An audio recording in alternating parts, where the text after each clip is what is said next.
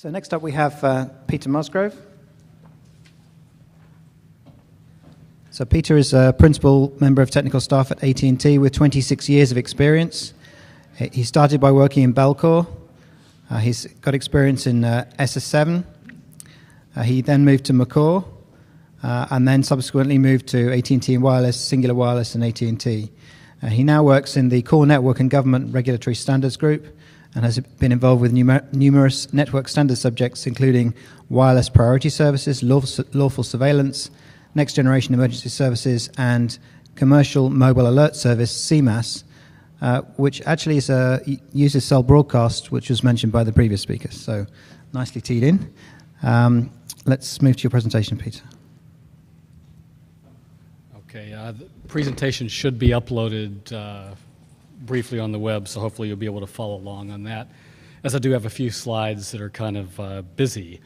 At any rate, I'm Peter Musgrove from AT&T. Happy to be here. This is actually my first OMA meeting, but I probably know at least 25% of the people in the room from a number of other standards and Industry 4 activity. Just want to talk today about a number of topics. Don't worry, all these acronyms will be defined later in the talk. The main purpose of the talk is to start off talking about what the expectations are for NG 911 as it relates to messaging and how some of the international standards activities have gone on to try to support that. And then next, inject some reality into the situation, especially as it relates to the leaning of the regulators at the FCC in the U.S. right now in terms of how look like they're not willing to wait for the next generation to get here and asking us to do things with technologies like SMS. So SMS is definitely not dead whatsoever from our perspective. And then finally, we'll look at how the longer-term work could actually go into helping the shorter-term interim solutions, and we'll get to that at the end. So what is this slide representing? Is it the normal everyday life walking around New York City? You hope to see a neat collision so you can upload it to YouTube or put something on your Facebook page. Well, no, the point of this is the expectation people have today because they hear about certain neat trials in certain niche markets. They expect that you can send pictures, you can send video already to the PSAP operators. PSAP is Public Safety Answering Point. It's the place where you have in the U.S., the 911 call taker, in many parts of Europe, the 112 call taker. People think they can do this already today, and as a general thing, certainly in the U.S., you can't. So how are we going to get from where we are today to where people's expectations can be met? First, some terminology. In the U.S., we have a group called NENA, the National Emergency Number Association, that specializes in all things related to 911 here. A lot of industry people, but heavily dominated by the folks who run PSAPs, who build equipment for PSAPs. And they created the notion of this thing called the ESI net, an Emergency Services IP network. It's to be used not only for handling 911 calls in the next generation, but more broadly in terms of allowing public safety agencies to communicate with each other over that network. You'll hear about the NENA I3 standard. I2 is a standard that allowed partial circuit switch and partial IP. Well, the NENA I3 standard is an end-to-end all IP standards vision. And there's a number of documents published from NENA and available on their website related to that. And finally, a generic definition of NG 911 at the bottom. In terms of the NENA expectations for what they call I3, we have this ESI net in the cloud in the middle holding a bunch of gateways and ECRFs, ESRPs. On the left, we have the different input methods to this network. And then we have the typical border controllers, policy routing functions, legacy network gateway on the left, legacy PSAP gateway on the right, because we have to realize that NG 911 is not going to roll out, by the turn of a switch, all the PSAPs are going to be upgraded. That's not the way it's going to be whatsoever. Instead, there'll be PSAP by PSAP will turn up to be a SIP-capable PSAP or otherwise an IP-capable PSAP. Meanwhile, we still have to figure out what to do with the legacy nodes. In 3GPP, there are probably many bases for NG911, but we think one of the most important ones is this 23167 document, which is the IMS emergency session spec. There are a lot of important things here. The first paragraph talks about that emergency services shall be possible to be accessed over cellular access, fixed broadband, interworking with wireless LAN or nomadic accesses, that emergency sessions should be prioritized over non-emergency systems by the system, and that's whether it's a call or a message. There should be special indications for these sessions within the SIP signaling so that intervening nodes can recognize they're handling an emergency session. And then finally, of particular interest in the US, maybe more so than other places, the FCC required us in the first go-around with Circuit Switch to support 911 calls from uninitialized mobiles. So 3GPP jumped through all sorts of hoops to make sure that non-credentialed mobile support could at least in some limited fashion participate in NG911. In ADIS, we have at least these 4 groups that have their hands in this business and trying to tailor things for North American needs. There is a group called the IMS ESINet. This is a group that's working on this ADIS WTSC project, and WTSC is the lead group here. That's why it's noted as their Project P30, as we call it. It's to allow for IMS originations into either an ESINet or to a legacy selective router. A selective router is a node that currently routes towards circuit switch supported PSAPs. We're going to use IMS emergency sessions as the basis for the work. It applies to both wireless and wireline, or actually any access that could use the common IMS, including cable, WiMAX, et cetera. And the purpose of doing this in ADIS is that we have some North American specifics. There's some options specified in the 3GPP specs. We need to tailor this to the North American needs, so that's why this group has embarked on this project. There's another project being worked that the FCC has recently shown some interest in, and that's this P34 project, an automating location acquisition for emergency services VoIP calls. And the most interesting part of that is for emergency calls to over-the-top providers. So this is the case we have an operator like AT&T providing basically a data pipe, and someone uses a provider like Vonage or Skype to originate an emergency call. Well, today, at least for Vonage and some of the other voice over IP providers, they require you to manually enter your address, and that address is what will be used to find out where you are for proper dispatch by the emergency services folks. Well, tomorrow we want this to be automated, and so this is sort of a feature that the operators can sell to these over-the-top providers, this location data, something that the over-the-top people can't get today. And in the phase 1, we're handling VoIP calls only, but in phase 2, we'll be adding support for messaging for the previous project and for this second project in this IMS ESINet group. About a year ago, the FCC in the U.S. began to doubt any near-term timing for implementation of NG911. And in fact, their chairman even said something about, not full rollout until about a decade away. And so they started thinking, geez, maybe we should start some efforts in some of our groups to look at interim solutions, things that could help, especially folks with disabilities. So ADIS quickly started one of they call it an incubator effort. It's kind of like a really, really quick standardization activity. And in a nutshell, they started in early 11, they finished in late 11. There are reports available free for download at this website listed here. They analyzed multiple interim text to 911 solutions with a key criterion being implementation by June 30th of 2012. This is a listing of the interim text to 911 solutions that were studied. Don't have time to go into these, but they're all detailed in the report if you want to read about these. There's a couple slides of key requirements. At the bottom, the most important one, again, was that June 30th, 2012 deadline for implementation, and the others are all very simplified type requirements, like no new hardware, device, platform software requirements. Had to be a text-based solution that was targeted to help persons with disabilities, although maybe not limited only to those folks. And I'll point out to you in item 13 here, there's actually some policy issues that the operators demanded be part of this. Just like we had liability protection for 911 calls, we needed brand new liability protections for these interim text solutions, which many believe could be much less reliable, especially as folks know, SMS works great most of the time, but sometimes you'll get a message 2 hours late, and that kind of situation is not going to work well in an emergency, much less if you have a crisis situation.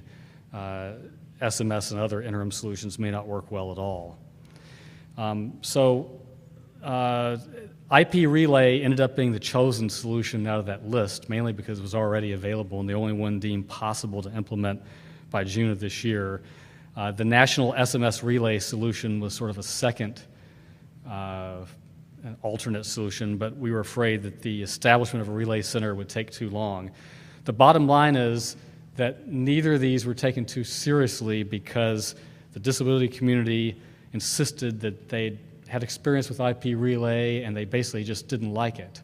And they also didn't like the idea of any relay service, especially for messaging. They insisted that the most valuable messaging to them was direct messaging to the PSAP. They didn't want to talk to some intermediary in between. At the same time, the FCC started this Emergency Access Advisory Committee that worked throughout 2011, and it was looking at longer-term NG 911 recommendations, and it published those at the end of the year. But as I mentioned before, there were disability community advocates who were driving the FCC to say, let's stop looking at these longer-term solutions and look back to something more near-term. And they adopted a resolution on March 30th of this year to say they wanted an SMS to 911 solution to be supported as soon as possible, and certainly ahead of any of the 3GPP multimedia emergency services type solutions. It was interesting that they said they did not want a service that they would register for as folks who were disabled to limit the capacity. Instead, they wanted it available to everyone. And that's probably very smart because, you know, if the news media heard about someone using text to 911 on some news story, that, you know, every teenager around would think that they could also use it, and it would be, you know, potentially disastrous if people think that their text to 911 is working and it wasn't. So the key is a solution available to everyone and not just any, you know, a list of disabled folks who'd registered ahead of time. They wanted to use a new 911 short code. They weren't willing to accept a 5-digit or a 5 or 6-digit, some other standard code used today. They wanted 911 and 911 only to be used. They didn't want relay services, as I mentioned before. And so ATTIS started this new joint project with TIA because we wanted GSM UMTS as well as CDMA 2000 experts to be involved in this new, we call it the Joint SMS 911 Project, or JSMS 911. This is a listing of sample requirements for that. We said non-service initialized mobiles are not going to be supported. We said that you have to have a valid subscription, or it's not going to be supported, and you have to have a phone that supports a 911 short code. We're quite aware that some phones actually prohibit 911 from being used as the destination address today. It had to support going to both legacy and next generation PSAPs, and the wireless operator wouldn't be responsible for figuring out what the destination PSAP could support because there are over 6,000 of these in the US. So somewhere in this new architecture solution outside of the operator networks, this decision would have to be made. And you say, well, how would you support this if you weren't going to a PSAP that didn't support some new SMS functionality or some IP functionality? Well, the FCC had previously required TTY to be supported. So basically, they'd have to, a PSAP that couldn't afford to upgrade would have to dust off their old TTY machine and have the network do a translation of incoming SMS messages to TTY and then the reverse would have to happen, TTY translated back to SMS for this kind of a system to work. Other requirements were that international roamers to or from the U.S., this could not be supported because the way the SMS works with a home message center. Only course location could be relied upon, like cell site, for routing the message, and any additional detailed information may have to come from the user actually texting that information to the PSAP text taker.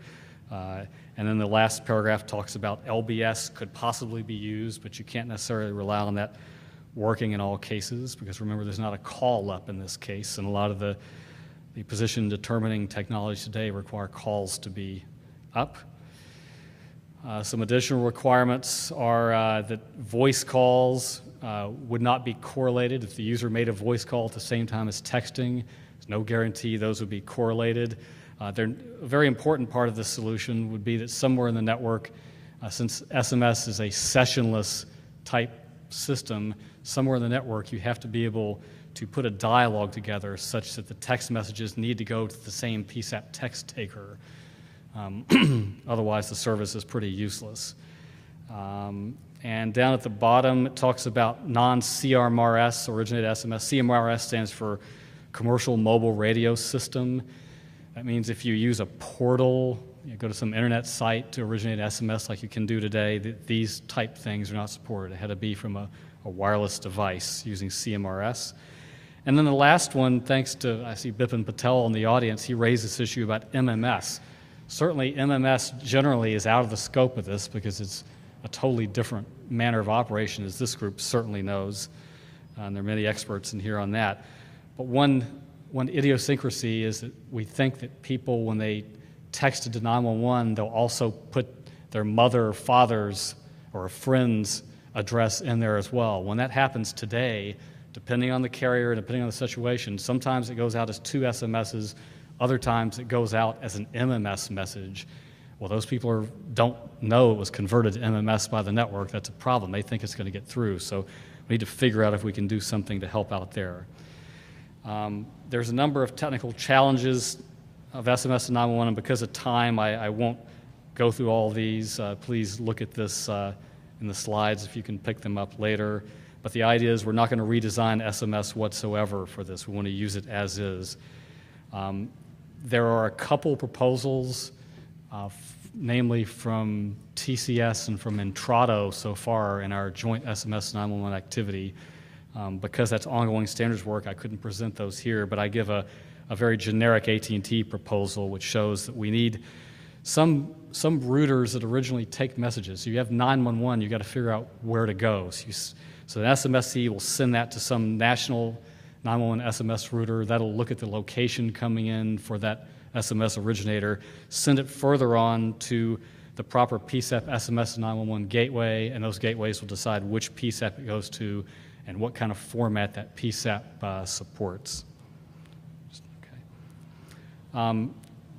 At the same time of this other FCC activity I was talking about going on, there was a FCC activity really that came on the result of the earthquake that happened in, I believe it was August 2010 in Virginia.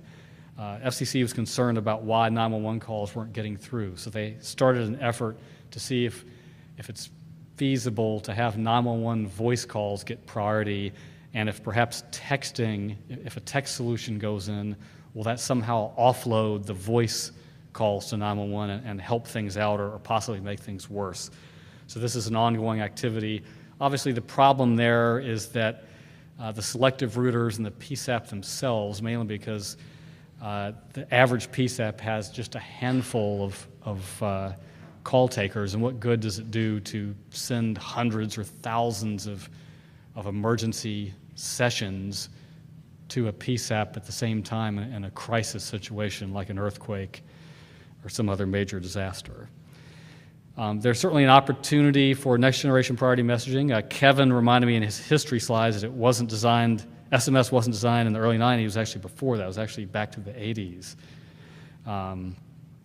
SMS has no priority mechanism today, but the 3GPP MMES, being elected for the future, certainly could be given priority to emergency messages as well as for multimedia priority service users, or the sort of the government priority services that some of you are familiar with and is called MPS and 3GPP. And then you have the issue of deciding, geez, these government users get priority over all the 911 calls, and then everybody else is lower than that. That's sort of the thinking today in the U.S. so far. This talks about ongoing MMES work being completed in Release 11. And finally, some issues in that MMES work are that 3GPP sort of mention these, but they don't define the fact that MSRP or XMPP or maybe some other protocols can be helpful when we have real-time text perhaps being used to support the character-by-character messaging to a PSAP, or if you have a message at a time, perhaps something like SIP message is being used, but they still need the session management. We think that there's a need for the industry in some standards venue to standardize as quickly as possible the media formats and protocols for which this NG911 will be based. And why am I saying that's so critical? Well, because even for this SMS to 911 effort, it would be nice in that network diagram I showed for the SMS to 911 architecture, if those intermediate nodes, those routers and gateways could communicate with the PSAPs with these fancier next generation protocols. The carriers don't want to implement things multiple times. It would be nice to implement next gen stuff now, even to support the SMS to 911. And that's the end of the talk.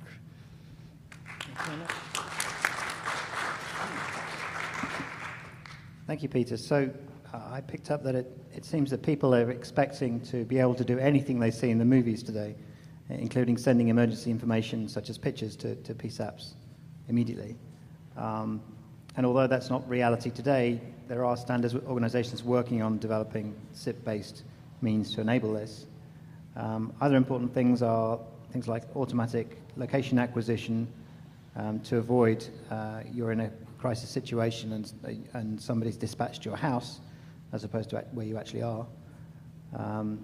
Text 911 solutions were supposed to be available at the end of last month, but the IP relay chosen wasn't found to be terribly good. So now there is an SMS to 911 joint project, and that is making good headway. And you also highlighted the problems of prioritizing 911 in a crisis situation. Okay, so are there any questions for Peter?